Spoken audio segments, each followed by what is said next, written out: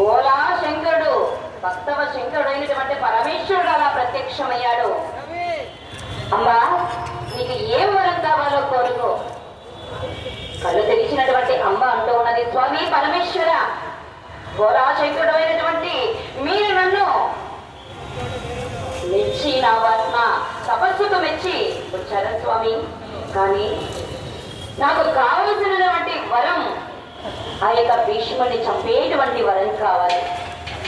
ఆ మాట విన్నటువంటి పరమేశ్వరుడు అంటున్నాడు, కీర్తి అమ్మ, భీష్ముడిని చంపేటువంటి వరం నీకు కావాలా? భీష్ముడిని చంపడానికి నీ వల్ల కాదు.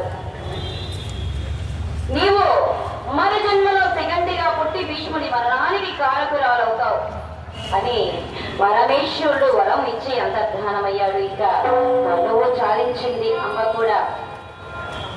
ఇక్కడ అంబిక అంబాలికల ఇద్దరినీ కూడా